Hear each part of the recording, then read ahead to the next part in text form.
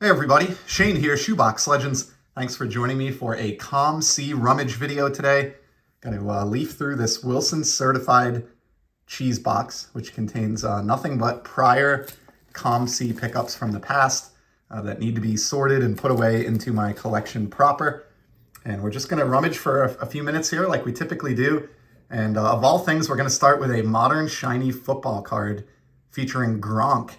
From his time with the Tampa Bay Buccaneers. Of course, he followed the great Tom Brady down there after their time in New England wound down, and found this cheap select die-cut purple prism, which is, I don't think serial numbered, but really cool Gronk card. And this is just cheap fodder for my football card Z Folio. I have one Z Folio that hosts every football card I own for the most part, and that Gronk will be a nice addition. Here's a more familiar baseball pickup, and this is a 1999 Upper Deck Black Diamond Pedro Martinez, and this is the triple diamond. You can see here, it's a little hard to make out, but there are 3 diamonds here above the nameplate. This is serial numbered. If we look on the back to 1500 with that great 1990s typeface there on the serial numbering. And I love this one not only because of the amazing shine, but it came out during the height of Pedro's dominance. Once he came to the Red Sox, from the late 90s through like the early to mid 2000s, he was maybe one of the best pitchers in the history of baseball. And so really happy to add that one to my small Pedro collection. I've gotten rid of a lot of my Red Sox singles over the years, but cards like that will always have a place in my collection. Here's another cool one on the modern baseball front. Kyle Tucker, this is his second year card from 2020 Topps. He gets the Future Stars designation along the bottom, and this is the Topps Chrome Sapphire edition copy of his second year card. So love me some Sapphire. Not much more I can say about that one. I do enjoy Kyle Tucker. I think he's a sneaky good player that we don't hear all that much talked about here in our hobby, but he's had a really, really solid start to his career out in Houston. Keeping the baseball train rolling, how about a Bobby Adams, courtesy of 1954 Bowman? This one's not even in a proper size penny sleeve. You can see the card is actually sticking out above the top of the sleeve.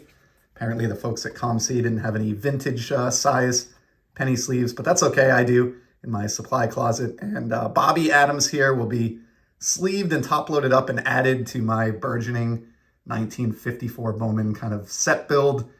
Again, I've said this many times on the channel, but it's not something that I really work at all that actively, but I just adore those cards. I mean, look how gorgeous that card is. The colors, I don't know anything about Bobby Adams, but for $1 or $2, happy to add that to the project. Got a basketball card next. We've already done baseball and football, so why not? And this is a red, white, and blue prism of Paul Pierce.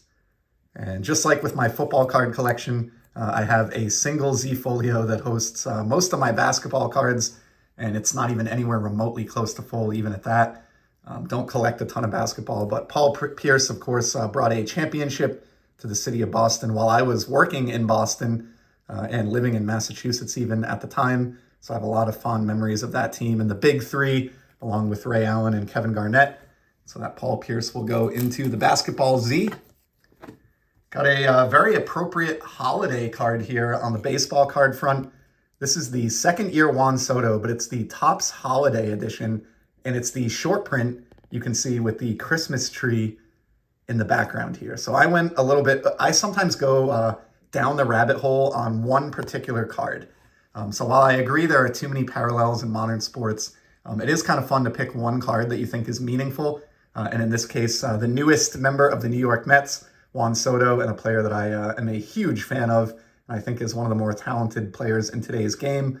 Love his second year card with the rookie cup and this great batting image. So I've tried to get a bunch of different versions of this, and really that's the only reason I would have pursued this holiday short print, but it is pretty funny to see it come out of the box and to have a Christmas tree to feature on the channel here in the month of December. So good timing on pulling that one. And then how about our second Topps Chrome Sapphire edition from 2020 of today's Rummage? Albert Pujols. This is an active leaders card. If we look at the back, at the time, he was the leader in home runs among all active players in Major League Baseball. Of course, he added on to this total famously prior to his retirement.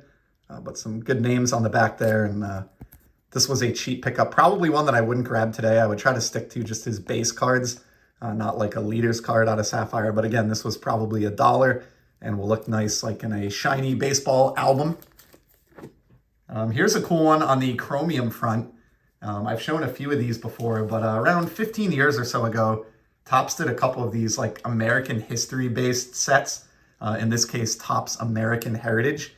And they released these chrome parallels. So check out this Robert Kennedy with the megaphone here. Love this shot. Done in the style of 1974 Topps baseball. New York statesman for the Democratic Party. I just love this card. These chrome versions are numbered to 1776. Very, very, very, very fitting, I should say, as far as our nation's history goes. Super cool. And I've been able to pick up a few of these over time. I think there are a couple more hiding out in the cheese box here, ready to be pulled in the future. But for today, we get Robert Kennedy, and that is certainly a card you don't see every day. I'll go out on a limb and say this is probably the only video that you'll see that Robert Kennedy card on today here on the YouTube platform. We've got a theme, apparently, of 2020 Topps today. So we have the Sapphire, Kyle Tucker, and Albert Pujols. And now we have from the flagship release, Jose Abreu. And this is the Independence Day parallel, one of my favorites. Why on earth would I have picked up a Jose Abreu modern card? I don't collect him. I don't collect the White Sox. But I do love this parallel, and I do love big years, collecting big years for players in their career. And Jose Abreu, I believe, was the American League MVP back in 2020, the year that this card was issued.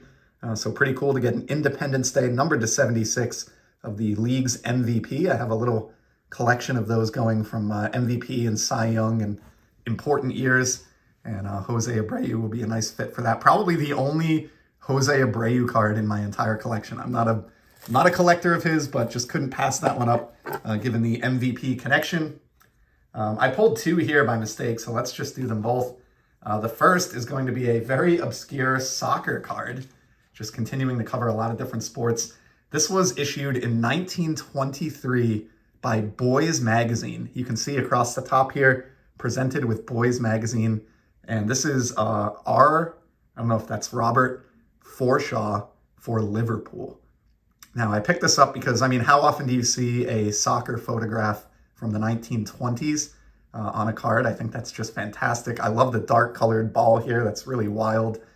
Looks like a foggy day there in Liverpool or wherever this was shot at. But I love this image.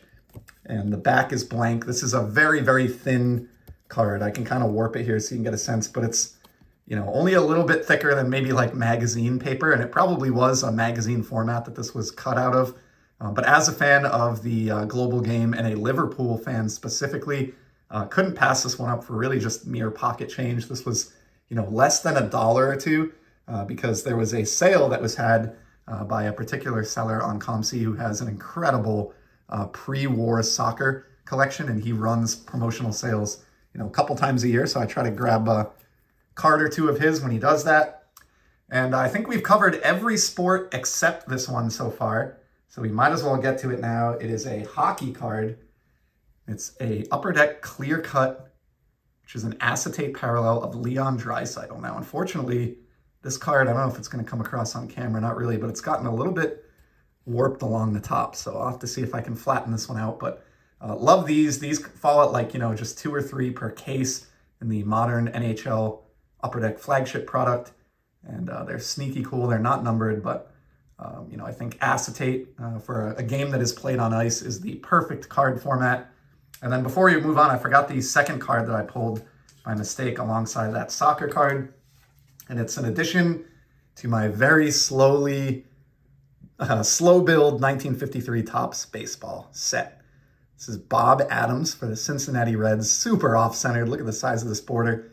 Probably will replace and upgrade this one at some point. I don't care too much about centering on 53 Topps. It doesn't need to be perfect, but I would like a little bit better than this. I mean, there's barely a left border on this card. But again, this was one that was, you know, probably in that $2 range, and I didn't have number 152 on my set. So for $2 as a placeholder to get one card closer to maybe someday finishing my favorite vintage baseball set, that's pretty cool.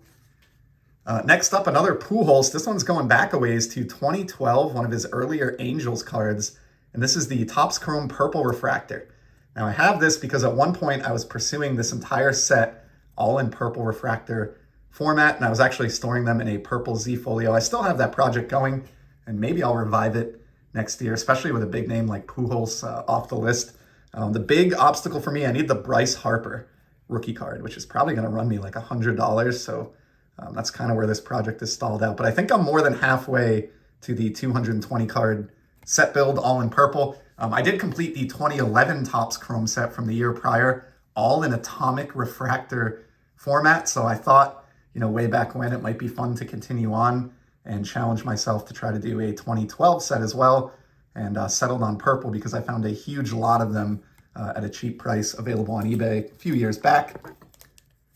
And then sticking with the purple theme, here is a Violet Pixels Pat Kane for the Chicago Blackhawks. Maybe the greatest US-born player in history, certainly one of them. He's still at it. And this is a kind of a cool card. It's numbered, I think, to 399. Yep, if we look at the back. So not anything exceedingly rare. And to be brutally honest, not a card I would really pick up today. Used to kind of grab a lot of these numbered parallels of the players I liked that were cheap, low-hanging fruit. I'd deposit $20 in a ComC on a Friday night and just cruise around. I don't do a whole lot of that anymore, but still happy to have that Kane. And then here's another hockey card, and this one is a team color match from the 2013 Panini Prism release. This is Hall of Famer Henrik Sedin, who is in this set alongside his twin brother Daniel. And of course, anything blue or green is going to look fantastic with those Canucks jerseys or sweaters. Shout out to my buddy Rob at Bucks and Six, who's a Canucks fan. Rare to see a Vancouver card pop out of the cheese box. And let's do one more for today. We're going to finish on this one, a vintage baseball card, the third one that we've seen actually in today's rummage. And in addition to my slowly being built 1955 Topps baseball set, I am past the 50% complete mark on this one. So I just keep chugging away. And this is a really nice, decently centered copy of this Howie Pollitt for the Chicago Cubs pitcher. So love this. And as I do, anytime I show one of these, have to show the glorious, glorious card backs. And of course, this one is very, very interesting. I love that the cartoon here is a true or false, and it says the Brooklyn Dodgers never won a World Series. The answer is true. However, this is a 55 Topps card, and as fans of baseball history know, the Dodgers would win it finally in 1955, the very year that this card was spilling out of packs, being opened by kids all across our country. So awesome end to today's rummage with a little bit of vintage there. We saw everything truly: baseball, basketball, football, hockey, soccer, and non-sport in this short video. Really appreciate you checking it out. I hope you saw something that was of interest to you. And I'll be back soon with some more content. In the meantime, just keep enjoying the hobby, everybody. Take care.